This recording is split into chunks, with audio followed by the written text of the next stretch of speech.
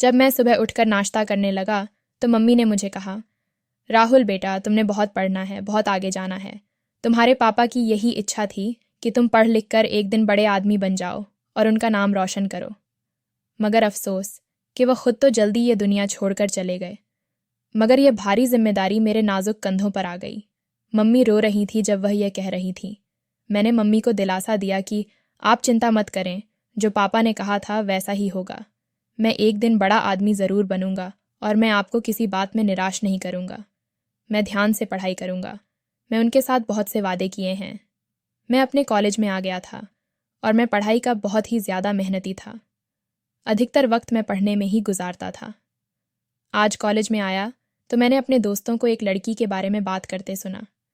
वह लड़की हमारे कॉलेज में नई थी। वह बहुत ही खूबसूरत थी। उसे देखकर सब लड़के अपना दिल थाम कर रुक गए थे। मैंने अभी तक उसे नहीं देखा था। मैंने सिर्फ उसकी तारीफ़ें सुनी थीं और मुझे उन पर गुस्सा आ रहा था कि वह किस तरह से अपना समय और भविष्य एक लड़की के लिए बर्बाद कर रहे थे। वह लड़की जो उनको नहीं जानती थी, जो उनकी तरफ नहीं देखती थी, और ये कैसे उसके लिए दीवाने हो गए थे। मैंने किताब खोलकर पढ़ने लगा था, तभी एक खूबसूरत सी आवाज़ सुनाई दी। मैंने सर उठाकर देखा तो मेरे सामने एक ऐसी लड़की थी जिसे देखकर मैं नज़र हटाना भूल गया था। बिल्कुल ऐसे सुंदर कन्या मैंने अपनी पूरी ज़िंदगी में नहीं देखी थी। वह लड़की मेरे साथ बैठ गई और पूरा दिन मुझे लड़की की वजह से डिस्टर्ब कर रहा था। आज मैंने अपनी पढ़ाई भी नहीं की थी। फिर तमाम लड़के मुझे कहने लगे, तुम तो बहुत खुशकिस्मत हो कि वह लड़की तुम्हारे साथ आकर बैठ गई। हमें तो उसे बिल्कुल नहीं करवाई। मैं भी हैरान था कि सब कुछ छोड़कर वो मेरे पास क्यों आई थी। अब मैं उनकी बातों पर मुस्कुरा दिया था। घर आने के बाद भी वह लड़की मेरे ख्वाबों पर सवार रही थी और मैं सोच रहा था कि अगर यही सब चलता रहा तो मैं अपनी पढ़ाई कैसे करूँगा। आज पूरा दिन मैंने कोई काम नहीं किया था। वह लड़की ही मेरे ख्यालों पर चला रही थी और मैं अब ये सोचकर घबरा रहा था कि जो कुछ मेरी माँ मुझसे चाहती थी, जो कुछ मैंने सपना देख रखे थे, उन सबको पूरा करने के लिए मुझे बहुत ज़्यादा मेहनत करनी थी। मेरी पढ़ाई के लिए ही मेरी माँ इतनी मेहनत करती थी। वह पूरा दिन एक फैक्ट्री में काम करती थी ताकि मुझे किसी की किस्म की तकलीफ़ ना हो, मेरा ख्याल रखने के लिए। वह खुद को इतनी मुश्किल में डाल रही थी और मुझे इस सबसे बहुत शर्मिंदगी होती थी कि अगर मैं किसी काबिल होता तो माँ को इतनी मेहनत ना करनी पड़ती। अब मैंने सोच लिया था कि जैसे ही मेरे पेपर्स हो जाते हैं, मैं पढ़ाई के साथ साथ कुछ छोटा मोटा काम भी शुरू कर लूँगा और मम्मी को बोलूँगा कि अब आप आराम करें, मैं अब सारी जिम्मेदारियाँ खुद निभाऊँगा। मेरी माँ कब तक यह सब करती रहेंगी? वह तो अब बहुत बीमार भी रहती हैं और पहले से कितनी कमज़ोर हो गई हैं। वह तो अपना बिल्कुल ख्याल ही नहीं रखती। यही सोचते सोचते बिल्कुल मैं सो गया था। आधी रात को मेरी आँख खुल गई तो फिर से उसे लड़की का चेहरा मेरी आँखों के सामने आ गया था। मैं दोनों हाथों में सर थाम के रह गया कि मैं इस लड़की के ख्यालों से खुद की जान कैसे छुड़ाऊं। वह लड़की तो बहुत ही ज़्यादा फैशनेबल थी और बहुत अमीर ख़ानदान की भी लग रही थी। वह तो मेरे जैसे इंसान की तरफ क्यों कर मुड़ जो हो सकती थी, जबकि मुझ में तो ऐसा कुछ ख़ास था भी नहीं। न मेरे पास पैसा था, न ऊंचा कद था और न ही अच्छी पर्सनैलिटी थी। मैंने खुद को हकीकत में रखकर सोचने लगा और ये सोचते सोचते मेरा दिल बुरी तरह से दुखने लगा। मैंने सोचा कि अगर मैं किसी काबिल बन जाऊं तो इस तरह की लड़कियां मुझे खुद ही हासिल हो जाएंगी। अब नींद आने का तो सवाल ही पैदा नहीं होता था और खुद को पढ़ाई में मगन करने के लिए मैं किचन में आ गया ताकि कॉफ़ी पीकर मैं अपने दिमाग को फ्रेश कर सकूं। और फिर कॉफ़ी बनाते हुए मुझे ख्याल आया कि एक बार मम्मी को जाकर देख लूं। आज उनकी कैसी तबीयत है? उन्हें कल से बुखार था और इस वक्त मेरा किसी से बात करने को दिल भी कर रहा था। अगर मम्मी जाग रही होती तो मैं उनके साथ अपने दिल का बोझ हल्का कर सकता था। जब मैं मम्मी के कमरे में आया तो यह देखकर मैं हैरान रह गया क्योंकि मम्मी तो यहाँ पर कहीं भी नज़र नहीं आ रही थी। मैं अब परेशान हो गया, वह इस वक्त कहाँ जा सकती हैं? और फिर जब मैं बाहर आया तो ये देखकर मेरा हैरत से मुंह खुला रह गया। घर का दरवाज़ा बाहर से बंद था। इसका मतलब था कि मम्मी घर से बाहर गई थीं और बाहर से घर को ताला लगा कर गई थी। फिर मैं अपने कमरे में आ गया, सोचने लगा कि मम्मी आधी रात को कहाँ जा सकती हैं। मैं उनके बारे में कुछ गलत नहीं सोचना चाहता था, मगर मैं अपनी जगह पर परेशान हो गया कि वह कहीं किसी परेशानी में या किसी मुसीबत में तो नहीं थी। काफ़ी देर तक मैं जागता रहा मगर मम्मी घर में नहीं आए और फिर जब मैं सुबह उठा तो मम्मी मेरे लिए नाश्ता बना रही थी। मैंने उनसे पूछा कि आप रात को कहाँ गई थीं? वह एकदम परेशान हो गई और मुझे कहने लगे कि मैं तो घर पर ही थी। अपने कमरे में सो रही थी। थोड़ी देर के लिए मैं हवा खाने के लिए छत पर गई थी, क्योंकि मेरा दिल घबरा रहा था। हो सकता है तभी तुमने मुझे देखा हो। उनकी बात सुनकर मैं एक पल को खामोश हो गया। अगर दरवाज़ा रात को बाहर से बंद नहीं होता तो मैं भी यही समझता कि वह छत पर गई होंगी, मगर वह तो पूरे घर में भी कहीं नज़र नहीं आ रही थी। अगर वह घर पर थी तो दरवाज़ा बाहर से किसने और क्यों बंद किया था? तभी मम्मी ने मेरे हाथ पर ढेर सारे पैसे रखे और कहने लगे, तुम कितने कमज़ोर हो गए हो, लगता है तुम अपने कॉलेज में कुछ भी नहीं खाते। ये पैसे रख लो, तुम्हारे काम आएंगे। ये पैसे देखकर मैं हैरान रह गई कि मम्मी के पास तो सिर्फ ज़रूरत के पैसे होते थे, ये इतने पैसे उनके पास कहाँ से आ गए? जब यही बात मैंने उनसे पूछा तो कहने लगे कि मैंने अपनी बचत से ये पैसे बचा कर रखे थे। तुम्हारे लिए ही तो मैं इतनी मेहनत करती हूँ और तुम इतने कमज़ोर हो गए हो। बस तुम अपनी सेहत का ख्याल रखा करो। मैं मम्मी के बारे में कुछ गलत नहीं सोचना चाहता था, मगर रात को उनकी घर से बाहर रहना और अब मेरे हाथ में इतने पैसे रखना, ये बात मुझे खटक रही थी। मगर फिर भी मैंने कोई बात किए बिना वह पैसे रख लिए थे। कॉलेज में जब आया तो आज भी वह लड़की मेरे साथ ही आकर बैठ गई थी। उसका नाम रूपा था और वह अपने नाम की तरह बेहद हसीन थी। उसे देखकर मैं मम्मी की बात को भूल गया था। आज वह मुझसे बहुत ज़्यादा हंसकर बात कर रही थी। तब मुझे अनुमान हुआ कि वह लड़की बहुत ही ज़्यादा अच्छी थी। देखने में वह जितनी मगरूर नज़र आती थी, वह हरगिज़ वैसे नहीं थी। वह एक अमीर बाप की बेटी थी, मगर उसे इस बात पर बिल्कुल भी गरूर नहीं था। आज उसके साथ मैंने ढेर सारा वक्त गुजारा। मेरे क्लास के लड़के मुझे हैरत भरी निगाहों से देख रहे थे। आज तक मैंने कभी किसी लड़की में दिलचस्पी नहीं दिखाई थी, और यह लड़की जिस पर सबकी नज़र थी, सब लोग उससे बात करने के बहाने ढूंढ रहे थे।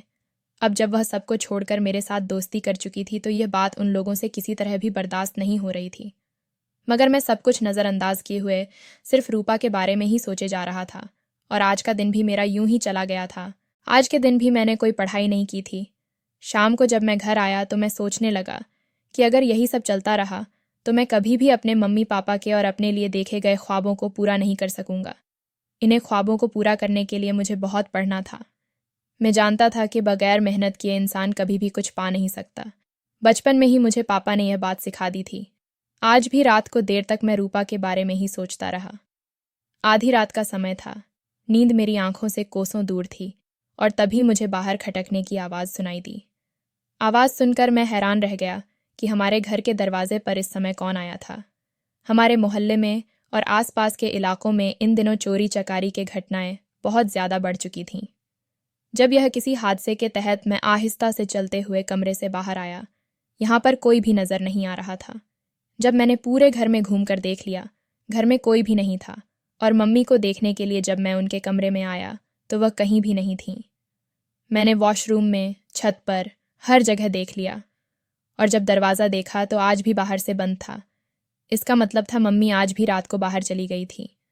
मगर सवाल ये था कि वह रात को कहाँ जाती थी और क्यों जाती थी। क्या मम्मी कोई गलत काम कर रही थी? ये सोच ही मुझे गुस्सा दिलाने के लिए काफ़ी थी। मैं अपने कमरे में आकर टहलने लगा और सोचने लगा कि मम्मी आखिर ऐसा कैसे कर सकती है। माना कि पापा ने उनके साथ कभी प्यार नहीं किया, कभी उनका ख्याल नहीं रखा, और मैंने कभी भी पापा को मम्मी के साथ अच्छे तरीके से बात करते नहीं देखा था। मगर मम्मी किस रास्ते पर चल पड़ी थीं, मैं यह कभी भी बर्दाश्त नहीं कर सकता था। गुस्से से मेरा दिमाग फट रहा था। काफ़ी देर तक इंतज़ार करता रहा, मगर मम्मी घर में नहीं आई तो मैं फिर सो गया था। सुबह जब उठा तो मुझे बहुत ज़्यादा गुस्सा आया हुआ था। मम्मी से जब मैंने उनके बारे में पूछा तो कहने लगे कि वह आज भी घर पर थीं, वह वॉशरूम में थीं, वह तो कहीं भी नहीं गई थीं। ये कहते हुए मम्मी परेशान हो गई थीं, मगर उस वक़्त मैंने अपने चेहरे को छुपा लिया था। उन्हें मैं कुछ भी जाहिर नहीं करना चाहता था। मैं अपनी आंखों से देखना चाहता था कि मम्मी आखिर कहाँ जाती हैं और वह क्या करते हैं। दूसरी तरफ मैं कॉलेज में अपने दोस्तों से, उन लड़कों से बहुत तंग था जो रूपा के दिल में अपनी मोहब्बत पैदा करना चाह रहे थे, और जब रूपा उनकी तरफ कोई भाव नहीं दिखा रही थी तो वह इस बात का बदला भी मुझसे ले रहे थे। बात बात पर वह मुझे तंग करते और मेरी झूठी शिकायत लगाते। एक दिन एक लड़के ने मुझ पर चोरी का इल्ज़ाम भी लगा दिया था। उस वक़्त मेरे बैग में मेरी मम्मी के दिए हुए पैसे मौजूद थे। जब वह लड़का शोर मचाने लगा कि मैंने उसके पैसे चुराए हैं, इस सब से मुझे बहुत ज़्यादा शर्मिंदगी हो गई थी। वह कहने लगा कि इसके पास तो ज़रूरत के पैसे भी नहीं होते, और इस वक़्त इतने सारे पैसे इसके बैग में क्या कर रहे हैं, ये पैसे मेरे हैं और ये इसने चुराए हैं। ये सब वह मुझे रूपा की नज़र में गिराने के लिए कर रहा था, जबकि रूपा कहने लगे कि ये बहुत अच्छा लड़का है। मेरे बैग में तो हर वक्त इतने सारे पैसे पड़े रहते हैं, आज तक तो इसने कभी चोरी करने की कोशिश नहीं की। तुम्हें गलतफहमी हुई है, तुम बिना वजह इस पर इल्ज़ाम लगा रहे हो। और फिर बाकी लड़कों ने भी जब मेरे हक़ में गवाही दी तो वह लड़का फिर खामोश हो गया था, मगर वह न जाने क्यों मुझे अपना दुश्मन समझने लगा था। उन लोगों की वजह से मेरी पढ़ाई अक्सर मुश्किल होने लगी थी। ऊपर से रूपा भी हर वक्त मेरे ख्यालों में रहती थी। मम्मी की वजह से भी मैं बहुत परेशान था, मगर अब वह 2-3 दिन घर पर ही थी, वह घर से बाहर कहीं भी नहीं गई थी। मैं भी यह देखकर खुश हो गया। मगर कुछ दिनों के बाद जब फिर से वही सिलसिला शुरू हो गया तो मेरा गुस्से से दिमाग फटने लगा था। आज की रात मैं जाग रहा था कि जैसे ही आज मम्मी घर से बाहर निकलेंगी तो मैं भी उनके पीछे चल पड़ूंगा। काफ़ी रात गुजर गई थी और फिर जब मुझे दरवाजे पर आवाज़ सुनाई दी तो मैं फ़ौरन से अपने कमरे से बाहर निकला और पिछले दरवाजे से तेज़ तेज़ कदमों से चलता हुआ अपनी गली में दाखिल हो गया था। मम्मी मुझे गली में जाते हुए नज़र आई तो मैं उनका पीछा करने लगा था। मैं खुद को अंधेरे में छुपाकर उनका पीछा कर रहा था ताकि उनकी नज़र मुझ पर न पड़े। मैं आसानी से उन तक पहुंच भी जाऊं, लेकिन चलते चलते वहां से काफ़ी दूर निकल चुका था। मैं सोच रहा था कि मुझे अगर कुछ ऐसा देखने को मिले जिससे मुझे अगर अपनी मम्मी से नफ़रत महसूस होने लगी तब मैं क्या करूँगा। क्या मैं मम्मी को छोड़कर चला जाऊँगा या उन्हें समझाऊँगा कि वह यह काम न करें। अब यह तो वक़्त ने तय करना था कि मैंने क्या फ़ैसला करना था। मम्मी चलते चलते एक घर में आ गई थीं। इस घर का काम अभी हो रहा था और मैं हैरान था कि मम्मी इस बिल्डिंग में क्या कर रही थी। वही कमरे में आ गए तो मैं भी चुपके वहाँ पर आ गया और थोड़ी देर के बाद जब मैं उस कमरे में दाखिल हुआ जहाँ पर मम्मी गई थीं तो ये देखकर मेरे पाँव के नीचे ज़मीन निकल गई थी, क्योंकि मेरे सामने जब मैंने आँख खोली तो मम्मी पापा को आपस में लड़ते झगड़ते ही देखा था। उन दोनों की आपस में बिल्कुल भी नहीं बनती थी। मम्मी तो बहुत अच्छी थी, पापा का ख्याल भी रखते थे, हर बात भी उनकी मानती थी, मगर न जाने क्यों पापा उनके साथ ऐसा सलूक करते थे। पापा जब भी घर में आते तो घर को चारों तरफ से चेक करते थे। वह बेड के नीचे अलमारी के पीछे पर्दों को उठा उठा कर देखते थे कि वहाँ पर कोई मौजूद तो नहीं है। जब मैं बड़ा हो रहा था मुझे पापा की ये हरकतें समझ में नहीं आती थीं। वह बात बात पर मम्मी को मारते, उनके साथ बदतमीज़ी करते और जब मैं मम्मी से इसकी वजह पूछता तो वह रो पड़ती और मुझे कहती है कि तुम्हारे पापा शक करते हैं। न जाने उन्हें ऐसा क्यों लगता है कि उनकी गैर मौजूदगी में मैं घर में किसी को बुलाती हूँ, मैं उनको धोखा दे रही हूँ, उनके साथ बेवफाई कर रही हूँ। मैं जानता था कि मेरी मम्मी ऐसी नहीं है, वह ऐसा कभी कर ही नहीं सकते। यकीनन पापा को मम्मी पर गलत शक हो गया और फिर मम्मी को मैंने अक्सर फ़ोन पर रोते हुए देखा था। वह किसी के साथ पापा की शिकायत भी लगाते थे और जब मैं उनसे पूछता कि आप किससे बात कर रही हैं तो वह रोते हुए कहती है कि मैं अपने दोस्त के साथ बात करी थी। मगर मुझे ये बहुत बुरी लगती थी कि वह पापा के बारे में अपने दोस्त को बातें क्यों बताती थीं। अब तो पापा रोज़ रोज़ उन पर हाथ उठाने लगे थे और यह सब कुछ मेरे लिए बर्दाश्त करना बहुत मुश्किल था। उस दिन जब पापा ने मम्मी को बहुत मारा तो उनके नाक और मुंह से खून निकलने लगा था। मैंने पापा को गुस्से से कहा कि आज के बाद आप मेरी मम्मी को हाथ नहीं लगाएंगे। आप उनके साथ ऐसा जानवरों जैसा सलूक क्यों करते हैं। तब वह गुस्से से कहने लगे कि इसका गैर मर्दों के साथ संबंध है और यह मैं दूसरों के घर में भी आते जाते हैं। न जाने ये किस किस के साथ मुंह काला करती है। मेरे होते हुए इसे कहीं और जाने की क्या ज़रूरत है। अब मैंने भी दोनों हाथों में सिर थाम लिया था। पापा के शक का तो कोई इलाज मुमकिन ही नहीं था। यही सब कुछ देखते देखते मैं बड़ा हो गया था। मम्मी ने सारी ज़िंदगी गुजार दी थी, वह कभी भी पापा को छोड़कर कहीं नहीं गई थी। मैं जब कभी उनसे यह पूछता कि वह आपके साथ इतना बुरा सलूक क्यों करते हैं, आप उन्हें छोड़कर क्यों नहीं चली जाती, तब वह रोते हुए कहती कि मैं तुम्हारे पापा से मोहब्बत करती हूँ, मैं उन्हें छोड़कर कैसे जा सकती हूँ, वह मेरे बगैर अकेले पड़ जाएंगे। ये जो कुछ भी वह करते हैं ये जानबूझकर नहीं करते, बल्कि यह तो उनकी ज़हनी बीमारी है। उनकी दिमाग में बचपन से ही यह बात बैठ चुकी है कि हर औरत बेवफा होती है, क्योंकि उनकी माँ ऐसी ही थी। वह उनके बाप के घर से जाने के बाद घर में किसी को बुला लिया करती थी। तुम्हारे पापा यही सब देखते हुए बड़े हुए हैं। उन्हें लगता है कि दुनिया की सारी औरतें ही ऐसी हैं, जबकि मेरी मोहब्बत भी उन्हें बदल नहीं सकी और इस वजह से मैं उन्हें छोड़कर कहीं जा सकती हूँ। मेरा दुनिया में कोई भी नहीं है। तुम जानते हो कि मेरे माता पिता का इंतकाल हो चुका है। मैं तो दुनिया में अकेली हूँ, मैं कहाँ जाऊँगी। मेरा इसके अलावा कोई ठिकाना नहीं है। जब तुम बड़े हो जाओगे, किसी काबिल बन जाओगे, तो मुझे फिर ये सब कुछ सहने की ज़रूरत नहीं पड़ेगी। और फिर मैं बहाने से उन्हें एक सिकाइट्रिस्ट के पास भी लेकर गया था। मगर पापा को जब ये बात मालूम हो गई कि वह दिमाग का डॉक्टर है, तो घर आकर उन्होंने मुझ पर बहुत शोर किया। वह मुझे कहने लगे कि मैं उन्हें पागल समझता हूँ, कल को मैं उन्हें पागल खाने भेज दूंगा। अब तो वह मुझे भी अपना दुश्मन समझने लगे थे। उन्हें लगने लगा था कि मैं और मम्मी उनके खिलाफ साजिशें करते रहते हैं। ये चीज़ मुझे बहुत ज़्यादा तकलीफ़ देती थी। पापा एक दिन हम दोनों को छोड़कर इस दुनिया से चले गए थे। मुझे इस बात का बहुत दुख था, मगर इस बात की भी कहीं ना कहीं खुशी भी थी कि मेरी मम्मी को इस शख्स से छुटकारा मिल गई थी। उनके इस जुल्म से जान छूट गई थी जो मेरे पापा उनके साथ करते थे। मगर अब मम्मी पर घर के साथ साथ बाहर की जिम्मेदारी अभी आई थी। अब वही काम करने लगी थी। मैं छोटा था, मैं कोई काम अभी नहीं कर सकता था, मगर इसके बावजूद भी मैं चाहता था कि मैं खुद मेहनत मजदूरी कर लूँ, मगर अपनी माँ को कमाने के लिए घर से बाहर निकलने दो। बेशक मैं अभी छोटा था, मगर मैं यह बात अच्छे से जानता था कि हमारे मोहल्ले में घर से बाहर निकलने वाली औरत को यह मर्द किस नज़र से देखते हैं, उसके बारे में क्या सोचते हैं। यह जानते हुए मैं अपनी मम्मी को घर से बाहर कैसे निकलने दे सकता था, मगर मजबूरी थी।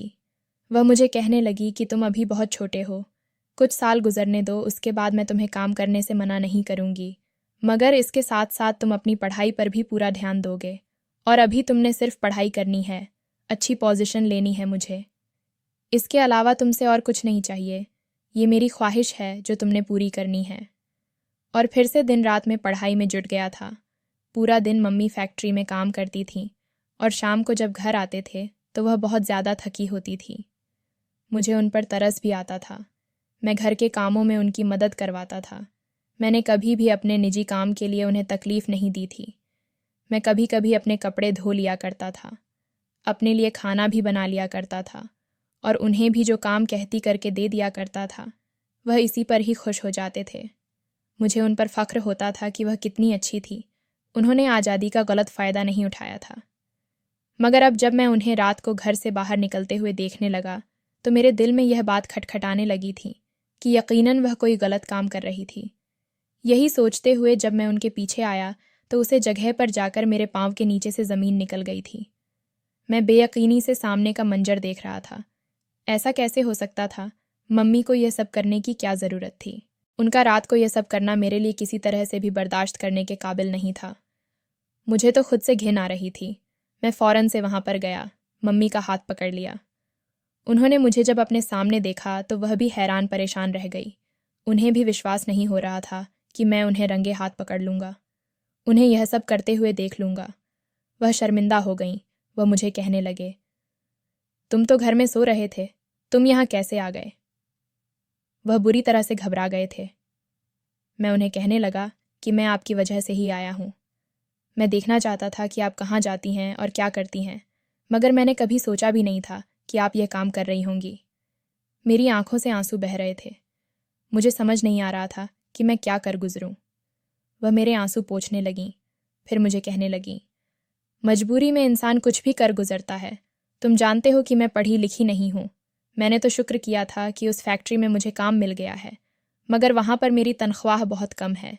तुम जानते हो कि कितनी मुश्किल से हमारा गुजारा हो रहा है, और जो कुछ मैंने तुम्हारे हवाले से सोच रखा था उसके लिए ज़्यादा पैसा भी चाहिए, और ज़्यादा पैसा कमाने के लिए मुझे कुछ ना कुछ तो करना ही था। उनके बात सुनकर मैंने उन्हें कहा कि मगर आज के बाद मैं आपको यह सब नहीं करने दूंगा। ये मेरी घेरत गवारा नहीं करती। मैं उसी वक्त अपनी मम्मी का हाथ पकड़कर घर ले आया और उन्हें कहने लगा कि आज के बाद मैं आपको रात के वक्त कभी घर से बाहर निकलने नहीं दूंगा, और ये मेरा आखिरी फ़ैसला है। मुझे मम्मी पर गुस्सा भी आ रहा था और उन पर तरस भी आ रहा था। जो कुछ मैंने देखा था उसे मैं चाहकर भी अपनी आंखों के सामने से झुठला नहीं पा रहा था। पूरी रात वह मंजर मेरी आंखों के सामने आता रहा और मुझे खुद पर गुस्सा आता रहा कि मैं कैसा बेटा हूँ। मैं जवान मर्द हूँ और मुझे तो डूब मरना चाहिए कि मेरी माँ यह सब कर रही हैं और मैं घर में सुकून से चैन की नींद सो रहा हूँ।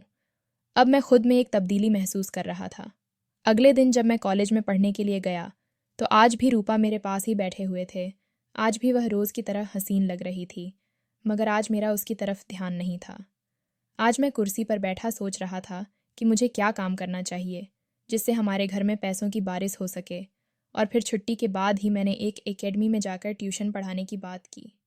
तो उन्होंने मेरा टेस्ट लेकर मुझे काम पर रखने के लिए रजामंदी का इजहार कर दिया था और मुझे कहने लगे, तुम कल से ही यहाँ आ जाओ। जब मैं घर आया तो मैं बहुत ही ज़्यादा खुश था। मुझे खुश देखकर मम्मी कहने लगीं, क्या बात है, आज तुम पहले से बहुत बदले बदले से लग रहे हो। तब मैंने मम्मी को यह बात बताई तो वह गहरी सांस लेकर कहने लगे, मगर मैं यह सब नहीं चाहती। अगर तुम इतनी मेहनत करोगे तो तुम्हें पढ़ाई का वक्त कब मिलेगा? अभी तुम्हारी माँ जिंदा है, तुम्हें ये सब छोड़ना चाहिए। मैंने खुद कुछ कर लूँगी। मगर मैंने मम्मी को साफ कह दिया कि आपको मैं वह सब नहीं करने दूंगा जो आप करना चाहती हैं। आप इस बात को भूल जाएं कि आपको रात के वक्त मैं घर से बाहर निकलने दूंगा।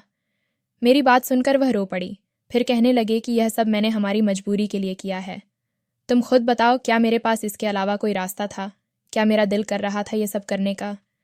मेरे पास उनके सवालों के जवाब नहीं थे। मुझे अब पढ़ना था। काफ़ी सारा समय मेरा एकेडमी में जाया हो गया था और अब मुझे पढ़ लिख कर अपने लिए ज़िंदगी को आसान बनाना था। आधी रात तक मैं किताबें खोले बैठा रहा और फिर अगले दिन कॉलेज में चला गया।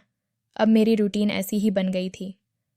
अब चाहे मेरी ज़िंदगी में रूपा आती हो या उससे भी ज़्यादा हसीन लड़की, मुझे अब कोई लड़की भी अपनी तरफ नहीं लाना था। जो मंजर मैंने देखा था वह मुझे किसी भी तरह से भूला नहीं रहा था। मेरी माँ ने यह सब आखिर क्यों किया? बार बार मैं यही सोचता जा रहा था और ख़ुद को कोस रहा था। मैं अपनी याददाश्त से उस मंजर को हटाना चाहता था, मगर मुझे पता था कि ऐसा नामुमकिन है। शायद ही अपनी ज़िंदगी में इस बात को कभी भूल पाऊंगा। ये रूटीन बहुत ही ज़्यादा थका देने वाली थी। मैं थक जाता था, मगर आगे बढ़ने का ख्वाब ऐसा था जो मुझे थकावट में भी ताजगी का एहसास दिलाता था और मैं फिर से जी उठता था। फिर से मैं मेहनत करने लगता था। जानता था कि एक ना एक दिन मेहनत का फल ज़रूर मिलेगा। और फिर कितने ही महीने बीत गए। अब मेरे पेपर्स भी होने वाले थे। इन दिनों मैं इधर उधर से अपना ध्यान हटाकर पढ़ाई करने लगा था। रूपा पढ़ाई के मामले में कमज़ोर थी। मैं उसकी भी मदद कर दिया करता था।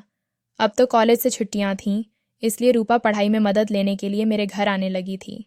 मम्मी को वह बहुत पसंद थी।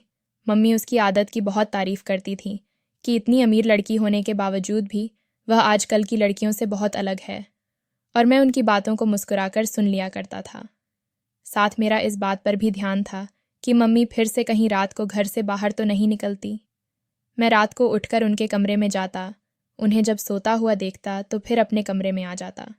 कई बार वह इस तरह से डिस्टर्ब भी हो जाती थी और फिर मुझे अपने सामने देखकर वह फूट फूट कर रो पड़ती और मुझे कहती, तुम्हें यकीन क्यों नहीं आता कि मैं कहीं भी नहीं जाती?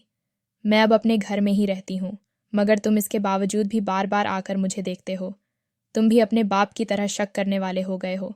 तुम्हें भी किसी पर विश्वास नहीं होता। जब उन्होंने मेरा अपने बाप से कंपेयर किया तो मुझे यह बात पसंद नहीं आई थी, क्योंकि मैं अपने पापा की तरह बिल्कुल भी नहीं था। मैं उनसे कहने लगा कि मुझे आपकी परवाह है। मैं नहीं चाहता कि आपको कोई नुकसान पहुँचे, आपके साथ कुछ गलत हो। तभी मैं आपका ख्याल रखने की कोशिश करता हूँ। ज़िंदगी अब यूं ही बीतती जा रही थी।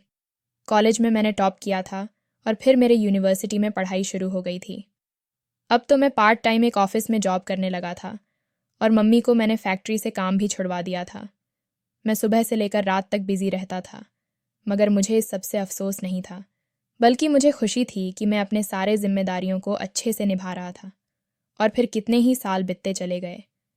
रूपा मेरे साथ ही यूनिवर्सिटी में पढ़ती थी। उसके पापा का इरादा था कि वह उसे बाहर पढ़ाई के लिए भेजें, मगर न जाने क्यों रूपा इस बात पर राजी नहीं होती थी। वह अब भी मेरे साथ ही रहती थी।